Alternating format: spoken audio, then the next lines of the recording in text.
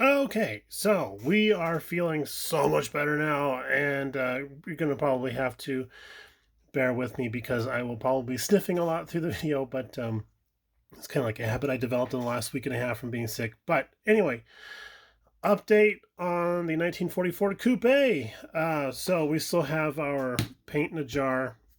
We do have primer on the things, on all the things. We do have to do a little bit more sanding around here because we deleted the drip rails, and I think, yeah, there's a little bit more. I think there's some scratch lines in there that we need to kind of address, and that's great. That's what the primer's for. It's letting us know what our eyeballs didn't detect, so that's cool. And a couple of guys had asked about the wing windows for this particular kit, and they are actually included in the with the headlights, of course, are part of the gigantic window piece, I guess is the best way to say that. So yeah, a little bit of flash clean off there, and you can see the little notches that are molded into the window panes, and those are supposed to line up with the little notches that are inside of there. That window frame looks like a 2-year-old's mouth, right? Two teeth that meet. So that's what we got going on there. We've been goofing around with putting stuff into color, and we started off with our secondary exhaust system that's going to be running through the bottom, and we have color on those guys.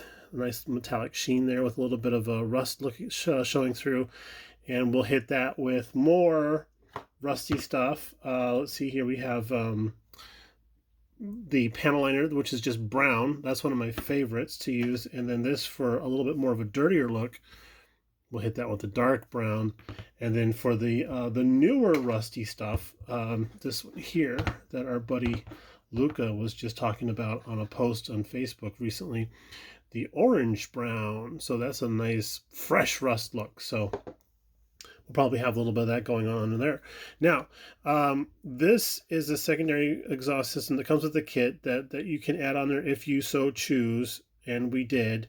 But the original one is actually molded in place. Wah, wah, wah. Hey, it happens. It's an old kit. This is how they used to do it. So what we've done here is spent the last 20 minutes, and I know it was 20 minutes because I was watching a video on YouTube that was 20 minutes long, and I went ahead and packed on some blue tack, some of this gooey stuff here, and this ain't pretty no more. This has been around the block a few times.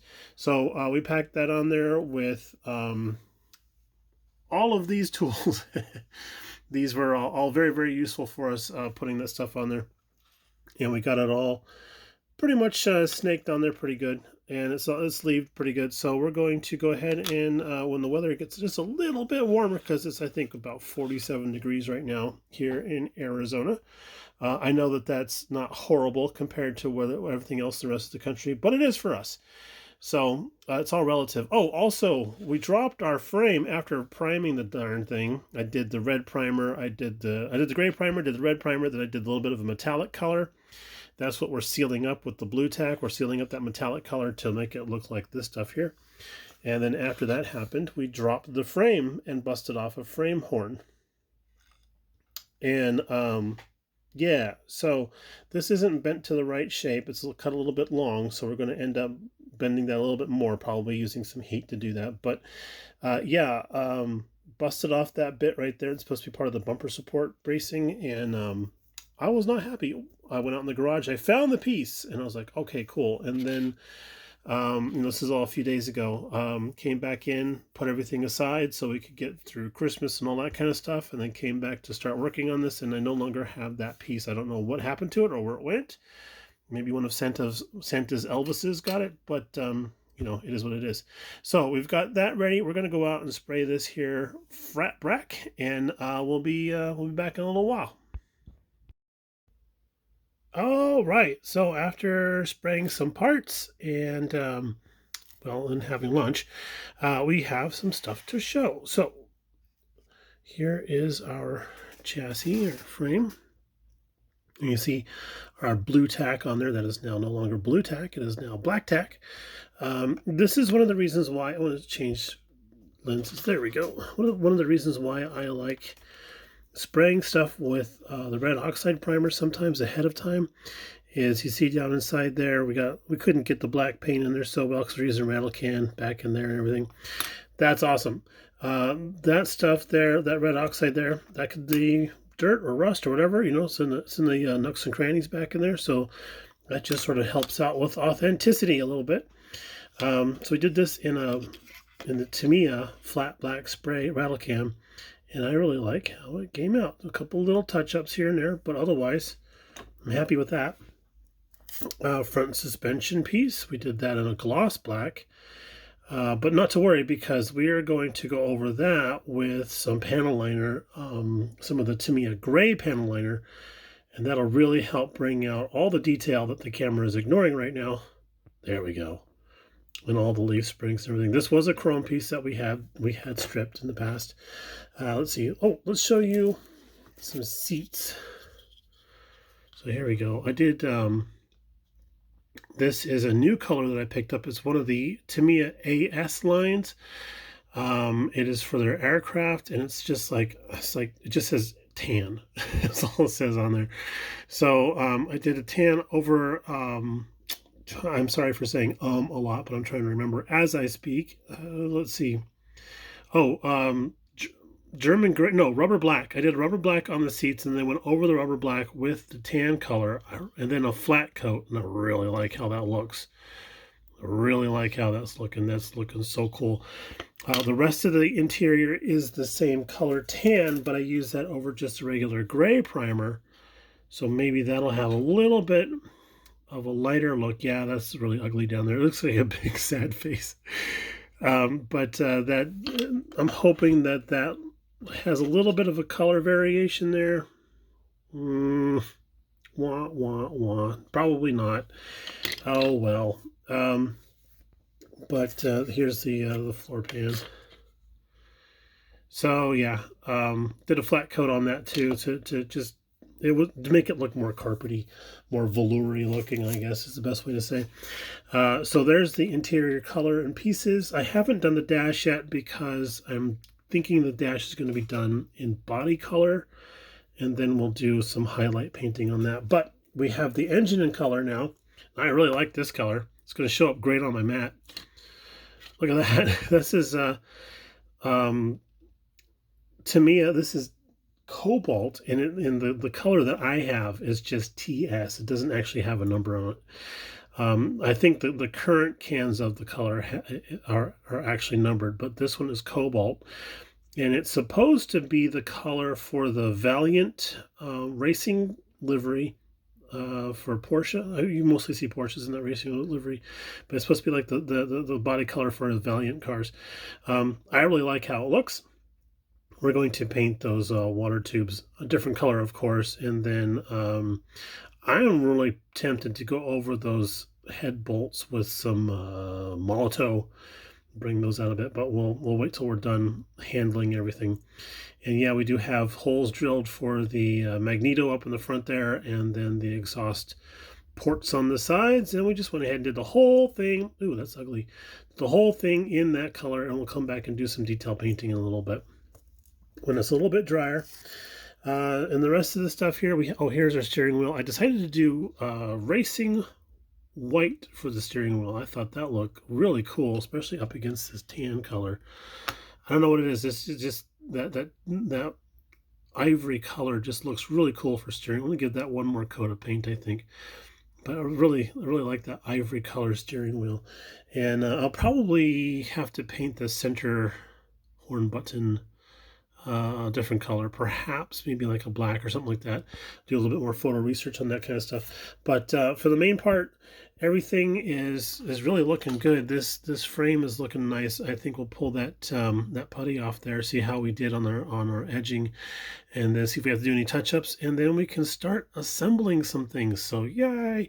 I still have to do some sanding on the body, I showed earlier, but the weather here hasn't been very conducive for painting. I've been running out to the garage and painting as quickly as I can, and running back in again because it is a little cool today. So there we go. That's where we're standing with this guy here. We're probably, what, 10 days, not 10 days, probably about 20 days. Yeah, I think about 20 days out from the deadline. And what is it, the 27th? I don't know. I can't do math on camera. It's the 28th today. So yeah, we were probably 17 days out from getting this finished. So we'll see how that goes. We'll talk to you guys a little bit later. Okay, so this will be the last segment of the update for the 44. For this year, as a matter of fact, because it is December 31st, and it is, what is it? What time is it? 4:12 p.m. my time, which is Mountain Time, I think. And we have her on the wheels. We have her sitting on the stance that we want, and I can't get the camera any lower. I can knock it about though. Can't get the camera any lower than this right now. But I will insert a photo right here of the stance that we finally ended up with. So yeah, that's aces right there. We've got the hood to fit on as best we can. It's still having trouble with it. I'm not 100% sure what the issue wants to be, but she wants to be a fighter, so it is what it is. Underneath the hood, we have our engine block in color. A little bit of weathering started on that already, and we'll give you a closer look on that here in a second. But here's the top of the engine, the intakes and stuff that we are adding to this particular build. We got it mostly based, and we're going to go back and do a little bit more detail painting on there, a little bit of a black wash to bring out some detail. So that's looking real good. We got our half of our 6-volt battery. So I guess it's just a 3-volt battery. I got half of that painted. And I like doing my interstate style, which I just painted this a couple days ago. And then I saw a commercial for interstate batteries just this morning when I was watching TV, and they're black with a green top now. So I was like, dang it.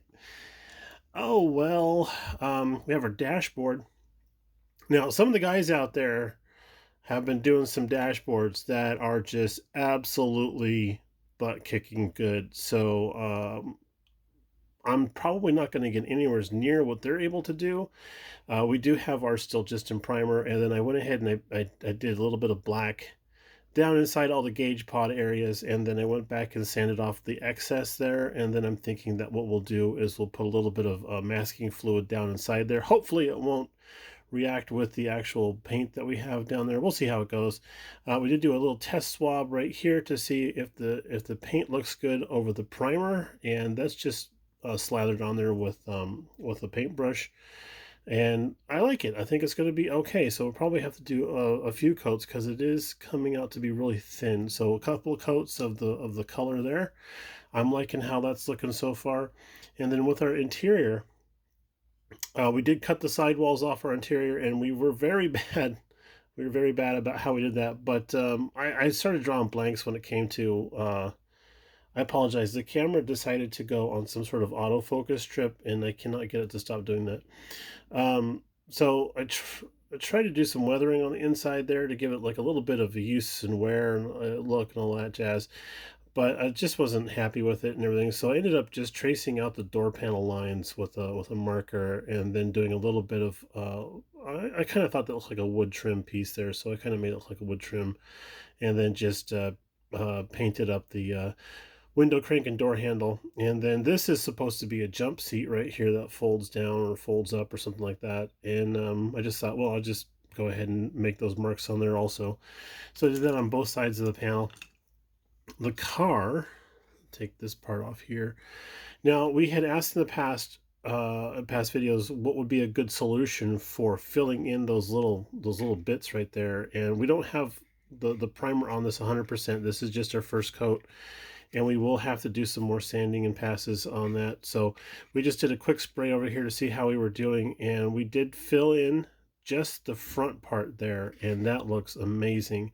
What we did was several people had awesome answers, and the majority of the answers were to just put some styrene stock that comes through all the way, so that the little lips that are on the actual floorboards would sit on top of that. Cut these a little bit short so they would sit back from the wall, but would still sit on top of bits of styrene that came sticking through, and that was a perfect answer for what we needed.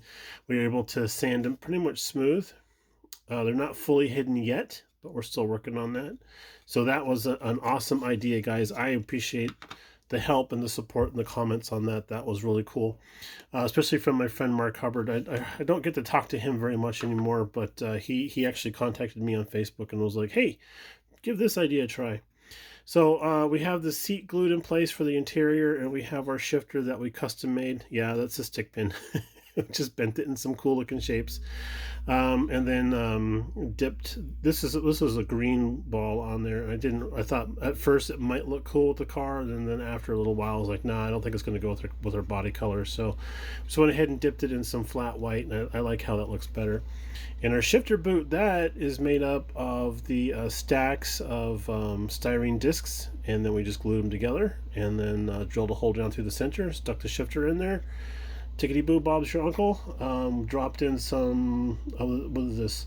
Formula 560 canopy glue down inside there, held everything until it decided to hold itself, and the way we went. But yeah, I like how that looks. It looks so much better than just sticking a shifter through the floor. And then let's see what else. Oh yeah, we were going to show you the engine. So we decided to go with the color. I think I did show you that we had this in paint already, but we have a little bit of weathering on there now, and then we're going to do the exhaust pipes. Actually, I take that back. We're going to do detail painting, then the exhaust pipes, do up the wiring, and then we got a lot to do on this still here. And I'm thinking about leaving these pipes painted this color, and then just doing like a rubber and end to each end, so that it looks like it's the connector parts. But I'm thinking about leaving this color. I thought that might be kind of cool. So that's not 100% sure yet, but we're still debating. And then our radiator, we've been doing a little bit of weathering on that. We did a wash over the entire thing with a light gray Tamiya panel liner wash, and then we went over it with a copper marker, and then letting that set up a little bit more, and then we're going to do a wash of a very light color of olive drab green, and that gives it sort of like a patina look. I've done that in the past. I like how it looks, so I thought this would be the perfect type of vehicle for that type of thing.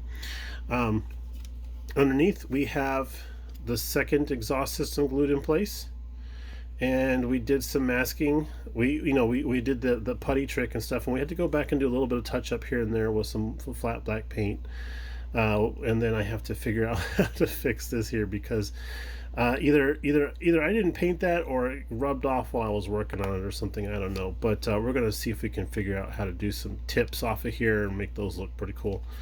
So there's still lots and lots to do, even though we've got lots and lots conquered. And conquered is a good word to use, because boy howdy, what a fight. But yeah, we're really confident that we're going to make the deadline. Everything else is kind of set to the side right now. We're just going to focus on the 40 and get her done. We got some chrome bits here still. These bits will stay chrome. They're the hubcaps and the beauty rings and everything. Headlight bezels and jazz like that. And then we have, where are they? We just did some painting on the taillights, so we're going to clean those up because they got a little sloppy. But I didn't realize that the taillights have a texture molded down inside there to help mimic the glass that would be in there. So that's really cool. It's a nice little detail touch there. Sometimes chrome can be so bright and shiny it's hard to actually depict whether or not there's a texture to something. Alright y'all, we're going to go ahead and sign off now, put this all together, and then dump it onto the interwebs so y'all can enjoy it.